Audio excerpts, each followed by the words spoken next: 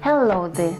The lesson that we're going to cover today is Kelhoukevira by Easterine Kire. They brought in their dead by night, their proud warriors, their mighty warriors, the brave beloved of the gods, to rest under the troubled skies and battle-scarred lands, that some corner of the vanquished fields may forever remain Nagaland, forever Nagaland. There was one of whom the world was not worthy. He stood firm, as steel sank into his flesh and rooted itself in the soft earth beneath. The soft earth beneath. But he never cried out once. No, he never cried out once. The golden fields they lay unreaped and sere, as blood freely flowed and mingled with the rains and stained the virgin soil, like 1,000 scarlet sunsets streaking the evening sky back of the blue hills, the blue hills. Their hearts too grieved to head for the harvest, maidens ceased song and mourned the brave ones, and blindly followed the broken people who turned their backs and slowly walked away from a burning village. A burning village. And there were some in foreign lands who spoke of Kelhoukevira while her fields lay barren and desecrated. Her songs sacrificed to the wind, her warriors to the Great Spirit. They trampled her silent hills.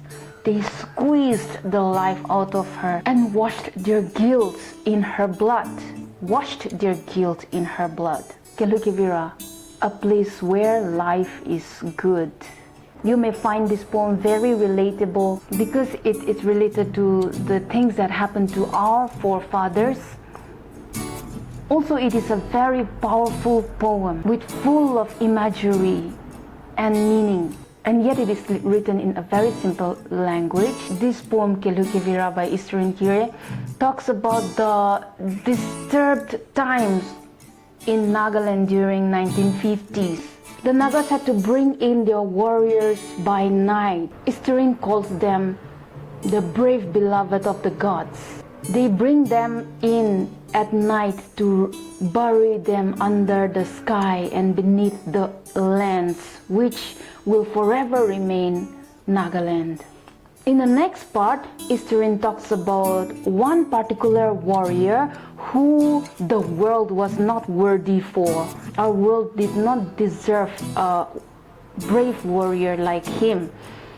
He stood firm against the enemy, and when the weapon of the enemy thrust into his flesh and dropped him and rooted itself beneath the soft earth, he did not cry. No, he did not cry once, because he did not regret giving up his life for the cause that he fought for. Easterine talks about the Nagas' main occupation of farming. It was harvest time and their fields were golden and their fields were golden and ready to be harvested.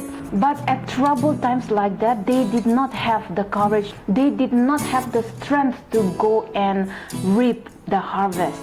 Easterine brings out this imagery of the fields being golden and ready to harvest, and the blood of the brave warriors flowed freely into the fields and mingled with the soil as the rain washed their blood.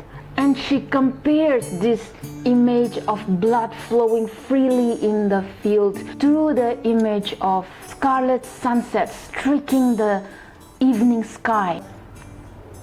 The next part talks about the broken village and the broken people of the village. She expresses that the maidens, they were filled with sorrow, they were filled with mourning, that they could not continue singing. They could not sing because they lost their brave warriors, their brothers, their fathers, their men. All the young men died, and these women had to follow a broken people into the forest and into the hills as they walked away from a burning village. The enemies burned their granaries and their village. They had to run away from their village.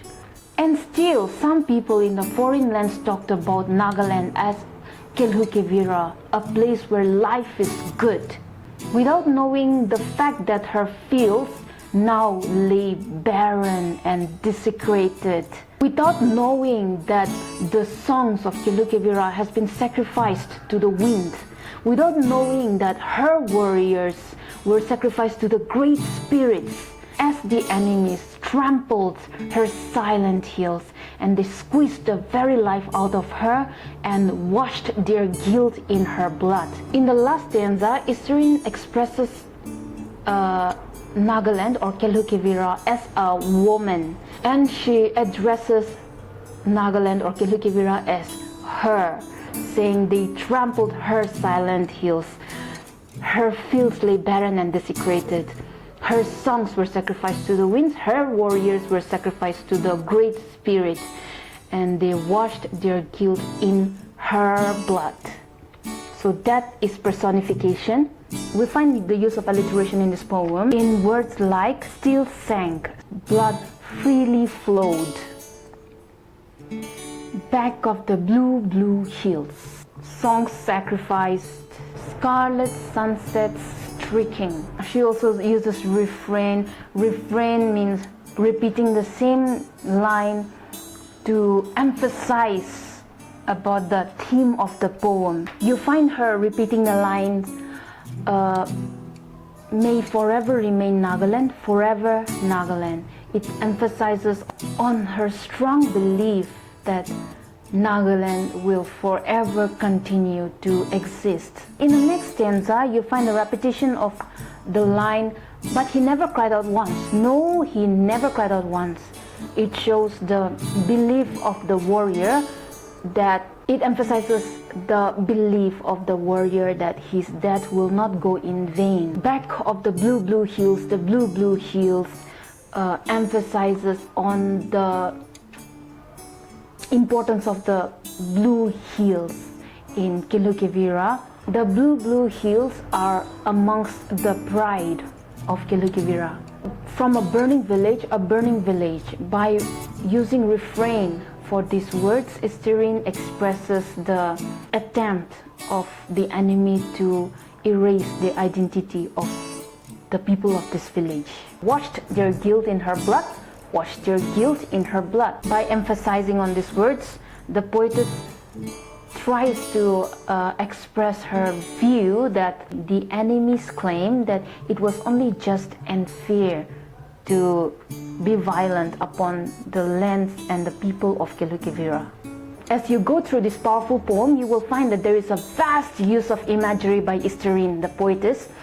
The pictures of the way the people brought in their warriors by night because they were scared of violence, and then they tried to bury their dead in the field. And also you will find the use of imagery in the way being killed or injured in the war. But the most striking imagery is the explanation of the golden fields that mixed with the blood of the soldiers who were killed. And last but not the least, we have the imagery of the burning village that the villagers had to walk away from. And in the end, she talks about how the enemies trampled her and squeezed the life out of her and sacrificed her to the Great Spirit and washed their guilt in her blood. With that, we come to the end of this video. See you in the next video.